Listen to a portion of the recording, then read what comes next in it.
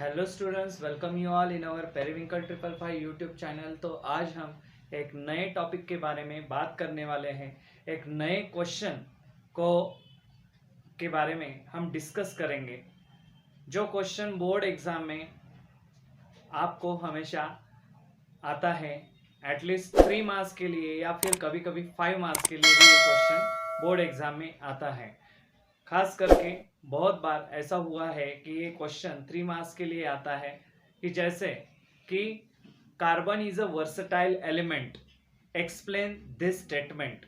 आपकी क्या राय है इसके ऊपर? आपको वर्सेटाइल क्यों लगता है कार्बन, या फिर किस वजह से कार्बन वर्सेटाइल है, इसके बारे में आपको इसमें बताना होता है।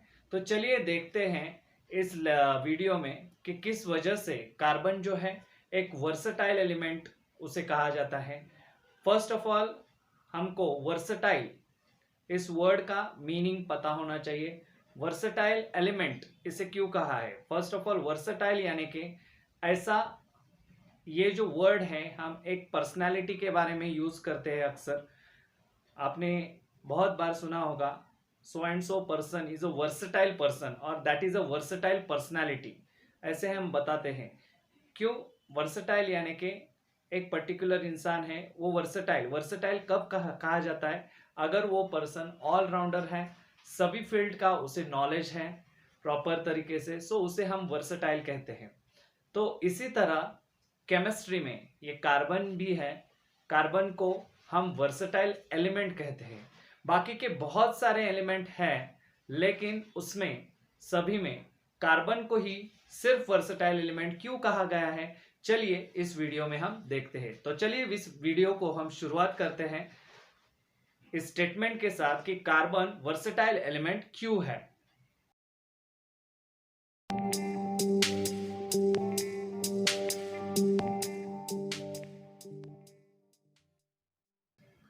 तो कार्बन वर्सेटाइल एलिमेंट है, इसकी बहुत सारी वजह हैं। उसके पहले हमें उसका इंट्रोडक्टरी पार्ट यानी कि उसका कुछ हिस्ट्री कार्बन की जाननी जरूरी है। कार्बन किस तरह का या फिर किस नेचर का एलिमेंट है, ये समझना भी बहुत जरूरी है।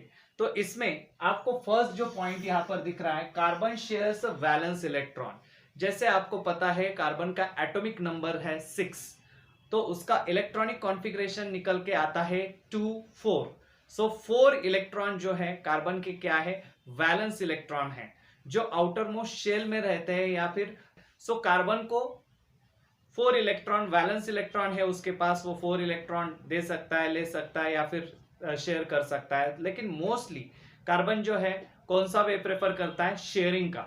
शेयरिंग से वो क्या करता है, जो वैलेंस इलेक्ट्रॉन है हमेशा कार्बन जो है उसके 4 वैलेंस इलेक्ट्रॉन जो है हमेशा शेयर करता रहता है, अलग अलग दूसरे एलिमेंट्स के साथ, या फिर कौन से भी दूसरे कुछ फंक्शनल ग्रुप हो उनके साथ, किसी के साथ भी, या फिर दूसरे कुछ 4 कार्बन के साथ। तो इस तरह से कार्बन जो है उसके 4 जो वैलेंस इलेक्ट्रॉन है वो हमेशा शेयर करता रहता है। नेक्स्ट जो है simple carbon compound. Simple carbon compound का अगर कोई एग्जाम्पल अगर आपको पूछता है, तो सिंपल कार्बन कंपाउंड का एग्जाम्पल हम यहाँ पर दे सकते हैं मीथेन।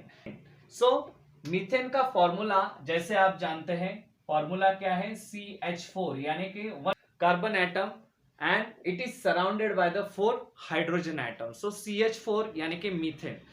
इसी तरह का ये कार्बन कंपाउंड है मीथेन। सबसे सिंपल कार्बन कंपाउंड इसे कहा जाता है ऑर्गेनिक केमिस्ट्री में। नेक्स्ट जो है number of compound form from the carbon is extremely large. यहां पर आपको एक बात जाननी है, कार्बन में ये पिक्यूलरिटी या फिर ये कैरेक्टरिस्टिक है या फिर ये एबिलिटी है कि वो जो है किसी भी, मतलब बहुत सारे ऐसे मोस्ट ऑफ द कंपाउंड्स हैं उनके साथ कंबाइन हो सकता है, अलग अलग तरह के कंपाउंड्स वो फॉर्म कर सकता है। कार्बन में ये जो कैपेसिटी है या फिर पिक्यूलरिटी है, दूसरे एलिमेंट्स के साथ वो कंबाइन इजीली हो जाता है और अपने जो अलग तरह के जो कंपाउंड है कार्बन कंपाउंड वो बनाता है। और इस वजह से कार्बन के कंपाउंड की जो संख्या अगर देखते हैं आप, वो संख्या बहुत ज्यादा है, यानी कि दैट इज एक्सट्रीमली लार्ज। इस वजह से कहा गया है number of carbon compound form from carbon, carbon से जो बनने वाले जो कंपाउंड है उनकी संख्या जो है बहुत ज्यादा है। सो इस वजह से भी ये एक रीजन बनता है कार्बन के लिए। नेक्स्ट जो देखेंगे, एक्सेप्ट मेटल एंड ग्लास और soil other objects made from carbon. यहां पर आपको समझ में आता है कि कार्बन कितना बड़ा एलिमेंट है या फिर कितना उसका वास्टनेस आपको समझ में आता है। सो कार्बन कैसे है, सो एक्सेप्ट मेटल, मेटल को छोड़ के या फिर ग्लास या फिर सॉइल, ये सब्सटेंस अगर या फिर ये ऑब्जेक्ट अगर छोड़े तो बाकी के इस पृथ्वी पर या फिर अर्थ पर जितने भी सारे ऑब्जेक्ट है उसमें एनिमल्स आते हैं, प्लांट्स आते हैं, ह्यूमन बींग्स आते हैं, सारे अपनी बॉडी जो है वो भी कार्बन से बनी है, कार्बन का कंटेंट उसमें है। सो ये सारे ऑब्जेक्ट जो है except this metal, glass and soil, बाकी के सारे ऑब्जेक्ट जो है वो कार्बन से बने हुए हैं। नेक्स्ट जो है स्मॉल सिंपल मीथेन। अगर स्मॉल सिंपल मीथेन का एग्जांपल लेते हैं, मीथेन से लेकर extremely big DNA, big DNA, आपको डीएनए का स्ट्रक्चर तो मालूम है, डीएनए में बहुत सारे जो न्यूक्लियोटाइड रहते हैं या फिर फॉस्फेट ग्रुप रहते हैं, तो ये सारे जो चीजें हैं,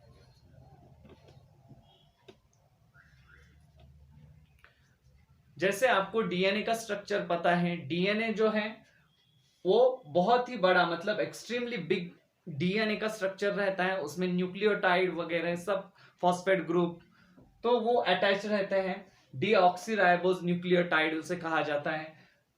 मीथेन से लेकर डीएनए तक, एक्सट्रीमली लार्ज डीएनए तक कार्बन जो है वो फैला हुआ है, यानी कि कार्बन जो है वहां पर भी प्रेजेंट है हमारे डीएनए में। और डीएनए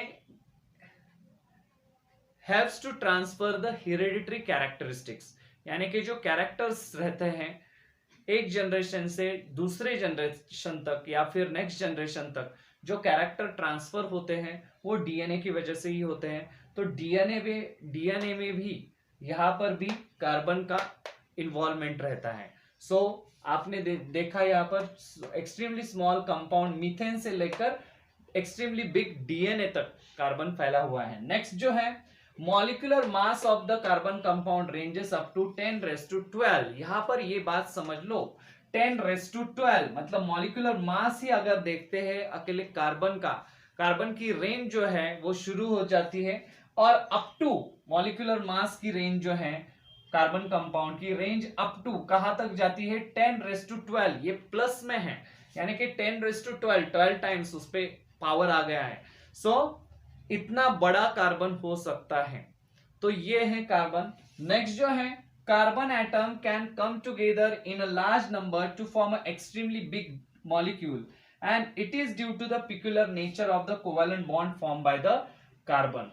अब यहां पर आपको ध्यान देना है, कार्बन एटम जो है can come together in large number, large number में कार्बन एटम बहुत सारे इकट्ठा हो सकते हैं और वो इकट्ठा होके उसमें से वो बिग बड़ा जो है कार्बन का मॉलिक्यूल्स तैयार कर सकते हैं।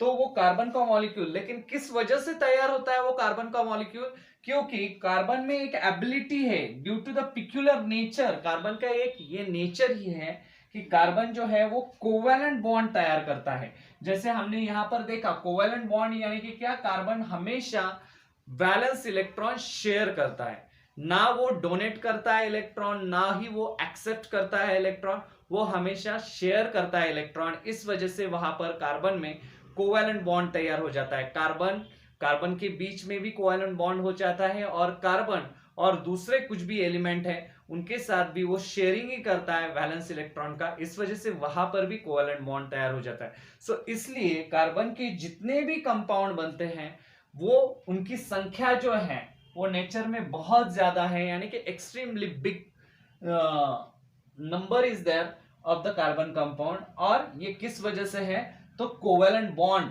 हमेशा कार्बन तैयार करता है, अंडरस्टूड। और ये कार्बन जो है वो एक एक कार्बन अगर इकट्ठा हो जाए, मतलब कार्बन एटम अगर दे कैन कम टुगेदर, बहुत सारे कार्बन एटम इकट्ठा होके उसमें से लार्ज नंबर के कार्बन एटम बन सकते हैं from the extremely big molecule, मतलब जो बड़ा बिग मॉलिक्यूल है कार्बन एटम का वो भी तैयार हो सकता है। छोटे छोटे ऐसे कार्बन के एटम इकट्ठा हो जाने के बाद एक बड़ा कार्बन का मॉलिक्यूल जो है वो तैयार करने की क्षमता उसमें है।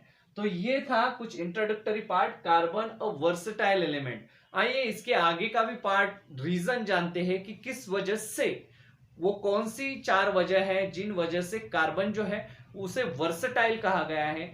बाकी के एलिमेंट का यहाँ पर जिक्र हम नहीं करते। चलिए देखते हैं।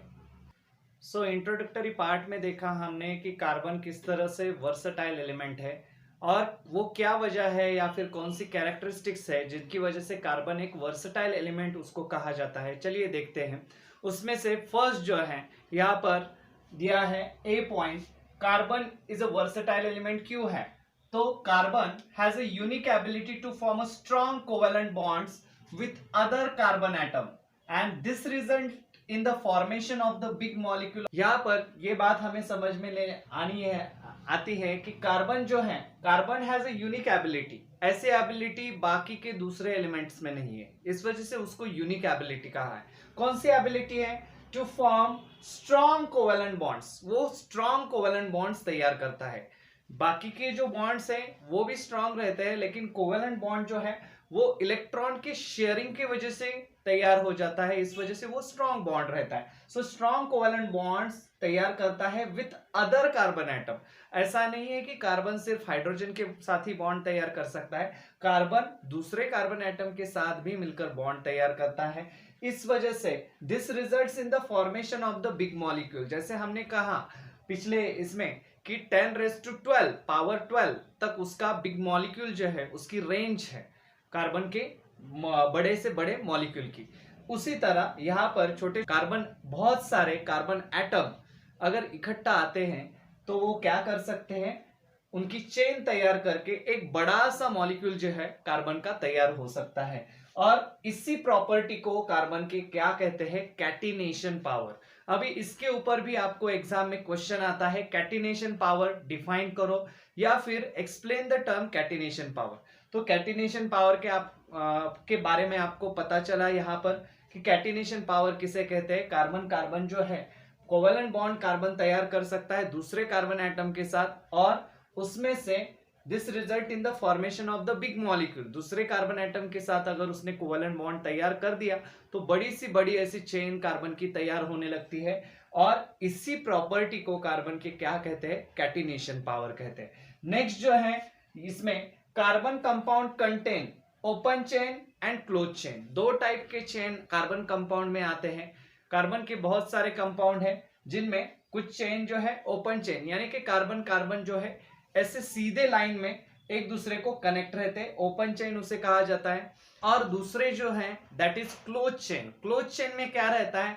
बेंजीन हो गया या फिर पेंटीन, हेक्सेन, इस टाइप का क्लोज चेन जो है वो वैसे क्लोज फॉर्म में स्ट्रक्चर जो है वो कार्बन बनाते हैं एक दूसरे को अटैच होकर। सो क्लोज चेन कंपाउंड उसे कहा जाता है कार्बन का। तो ये आगे हम देखने वाले हैं ओपन चेन, क्लोज चेन। लेकिन यहाँ पर आपको ध्यान में रखना है कि कार्बन के कंपाउंड, दो टाइप के कंपाउंड कार्बन बनाता है, एक है ओपन चेन कंपाउंड, दूसरा है क्लोज चेन कंपाउंड। अभी ओपन चेन कंपाउंड के फिर से अगर देखा जाए तो दो टाइप पड़ते हैं, एक तो उसमें आता है स्ट्रेट चेन और दूसरा है ब्रांच्ड। सो ब्रांच भी आता है और स्ट्रेट चेन। अगर स्ट्रेट चेन में देखा जाए तो कार्बन कार्बन सीधी तरह से एक दूसरे को अटैच हुए रहते हैं, और ब्रांच चेन में ऐसे सीधे अटैच है लेकिन फिर से एक आध मिडल वाला कार्बन हो या फिर दूसरा कोई भी उस चेन का जो कार्बन है उसको नीचे की तरफ या ऊपर की तरफ एक आध कार्बन जो है अटैच हुआ रहता है, उसे हम कहते हैं ब्रांच चेन। ओके। और जो दूसरा है type close chain, close chain में सारे रिंग स्ट्रक्चर आते हैं। जैसे मैंने बताया बेंजीन है, पेंटीन है, पेंटेन, बेंजीन है, पेंटेन, हेक्सेन, इस तरह के जो स्ट्रक्चर हैं वो इसमें आते हैं क्लोज चेन में, रिंग स्ट्रक्चर रहता है। नेक्स्ट जो पॉइंट है, covalent bond between the two carbon atom is strong so stable, it is stable. ये बात भी यहां पर बहुत इंपॉर्टेंट है। कोवेलेंट बॉन्ड कार्बन हमेशा तैयार करता है, चाहे फिर वो कार्बन कार्बन के बीच हो या फिर कार्बन और दूसरे एलिमेंट के साथ हो। तो इस वजह से जब कार्बन, एक कार्बन दूसरे कार्बन एटम के साथ कोवेलेंट बॉन्ड तैयार करता है तो वो बॉन्ड हमेशा स्ट्रॉन्ग बॉन्ड रहता है, और स्ट्रॉन्ग होने की वजह से वो क्या हो जाता है, उसका जो कंपाउंड है वो स्टेबल कंपाउंड कहा जाता है या फिर स्टेबल बन जाता है। ओके, नेक्स्ट जो है, due to the strong and stable covalent bond carbon has a catenation power. जो हमने यहाँ पर पढ़ा कैटिनेशन पावर, कार्बन कार्बन एक दूसरे को अटैच होकर एक लॉन्ग चेन भी बना सकते हैं। अंडरस्टूड? तो वो कार्बन जो चेन है, लॉन्ग चेन अगर जो बनती है तो वो कैसी है, स्ट्रॉन्ग एंड स्टेबल। लेकिन वो चेन कितने भी कार्बन अटैच होने दो वो कैसे है, स्ट्रॉन्ग है, क्योंकि वो कोवेलेंट बॉन्ड से बने हैं। एंड वो जो स्ट्रक्चर रहेगा ओवरऑल वो स्टेबल स्ट्रक्चर रहेगा। सो इस वजह से ये जो प्रॉपर्टी है, इस प्रॉपर्टी को हम फिर से यहां पर दोहरा रहे हैं, that is catenation power. Carbon में कैटिनेशन पावर होता है। तो चलिए देखते हैं नेक्स्ट कैरेक्टरिस्टिक कौन सी है। यहाँ पर सेकेंड जो कैरेक्टरिस्टिक्स है कार्बन एटम की वो क्या है, तो उसमें carbon atom can bonded together by 1, 2 और 3 कोवेलेंट बॉन्ड। कार्बन में हमें जैसे पता है कार्बन में 2, 3 या फिर सिंगल बॉन्ड भी रहता है, कोवेलेंट बॉन्ड वो कार्बन तैयार करता है। सो उसे क्या कहते हैं हम, उसको सिंगल बॉन्ड, डबल बॉन्ड या फिर ट्रिपल बॉन्ड कहा जाता है। इस तरह से बॉन्ड फॉर्मेशन की जो कैपेसिटी है वो कार्बन के अंदर है, इसलिए भी वो वर्सेटाइल कहा जाता है उसे। सेकेंड जो चीज है, ability of the carbon atoms to form multiple bonds as well as the single bond. Single bond भी फॉर्म कर सकता है या फिर मल्टीपल बॉन्ड्स भी कार्बन एटम फॉर्म कर सकता है। जैसे कि नंबर ऑफ कार्बन कंपाउंड इस वजह से क्या हो जाते हैं, इंक्रीज हो जाते हैं। बाकी के एलिमेंट्स के कंपैरिजन में कार्बन में ये एक एक्स्ट्रा ऑर्डिनरी हम कह सकते हैं एबिलिटी है। बाकी के एलिमेंट आइदर वो सिंगल बॉन्ड फॉर्म करेंगे या फिर डबल बॉन्ड या फिर ट्रिपल बॉन्ड फॉर्म करेंगे, या फिर वो पर्टिकुलर एलिमेंट के साथ दूसरे एलिमेंट के साथ अटैच होंगे, और वो एलिमेंट की संख्या जो है वो बहुत कम है। लेकिन कार्बन के बारे में ऐसी चीज नहीं है। कार्बन जिस किसी से या फिर जिस किसी एलिमेंट के साथ कंबाइन होता है वो एलिमेंट्स भी बहुत ज्यादा है कार्बन के, और जब कार्बन कंबाइन होता है तो वो तीनों टाइप के बॉन्ड फॉर्म कर सकता है, सिंगल बॉन्ड, डबल बॉन्ड या फिर ट्रिपल बॉन्ड। इस वजह से जो उसका एरिया जो है मल्टीपल बॉन्ड्स तैयार कर सकता है। इस वजह से कार्बन कंपाउंड का जो एरिया है यानी कि कार्बन कंपाउंड की जो संख्या है वो बढ़ जाती है, इंक्रीज हो जाती है as compare to the other elements या फिर अदर कंपाउंड्स जो है हमें दिखते हैं, उनके कंपैरिजन में कार्बन की कंपाउंड जो है वो सबसे ज्यादा है। नेक्स्ट जो है यहाँ एग्जांपल के तौर पर इसे हम समझ लेते हैं इथेन। मानो इथेन का यहाँ पर क्या फॉर्मूला है, CH3 सिंगल बॉन्ड CH3। ये जो बॉन्ड दिखाई दे रहा है वो सिंगल बॉन्ड है, CH3 सिंगल बॉन्ड CH3। सो ये है इथेन का फॉर्मूला। वैसे ही इथीन, इथीन यानी कि क्या आ गया, डबल बॉन्ड आता है, CH2 डबल बॉन्ड CH2। और तीसरा जो है इथाइन यानी कि CH ट्रिपल बॉन्ड CH। सो इथाइन का है कंटेन 2 कार्बन एटम। अभी इसमें सब में आपको दिख रहे दो दो कार्बन एटम है, यहां पर 2 कार्बन है, यहां पर भी 2 कार्बन है, यहां पर भी 2 ही कार्बन है, लेकिन इनके जो कंपाउंड तैयार हो गए हैं वो अलग है। यानी कि ये इथेन है, इसे ए यानी इथेन, ये इथीन है और ये इथाइन है। सो इसमें ये अलग या फिर ये कंपाउंड अलग किस तरह से हो गए हैं, क्योंकि इसके यहां अगर देखते हैं आप तो यहाँ पर सिंगल बॉन्ड है, यहाँ पर डबल बॉन्ड आ गया है, यहाँ पर ट्रिपल बॉन्ड आ गया है। तो ऐसी वेरिएशन जो है वो कार्बन के अंदर ही हमें देखने को मिलती है। कार्बन ही ऐसे बॉन्ड फॉर्म करने की कैपेसिटी रखता है। सो इस वजह से उसे वर्सेटाइल एलिमेंट कहा जाता है। चलिए देखते हैं नेक्स्ट कैरेक्टरिस्टिक्स क्या है, कार्बन को किस वजह से वर्सेटाइल कहते हैं। नेक्स्ट जो कैरेक्टरिस्टिक्स है, कैरेक्टरिस्टिक्स नंबर जो 3 है, यहाँ पर बीइंग अ टेट्रावैलेंट। टेट्रावैलेंट का मतलब क्या है, कार्बन की जो वैलेंसी है वो 4 वैलेंसी आती है। सो उसके लिए उसे टेट्रावैलेंट कहा जाता है। सो कार्बन की 4 वैलेंसी है, इस वजह से क्या होता है, 1 carbon can form a 4 bonds with other atom. मतलब एक ही कार्बन एटम 4 अलग अलग एटम्स के साथ बॉन्ड्स बना सकता है। वो अलग एटम रह सकते हैं या फिर इटसेल्फ कार्बन अल्सो, मतलब कार्बन एक कार्बन दूसरे 4 जो कार्बन है उनके साथ भी बॉन्ड बना सकता है, या फिर एक कार्बन दूसरे 4 जो है कोई भी हाइड्रोजन हो या फिर कौन से भी एटम है, एनी अदर एटम, उनके साथ भी बॉन्ड बना सकता है।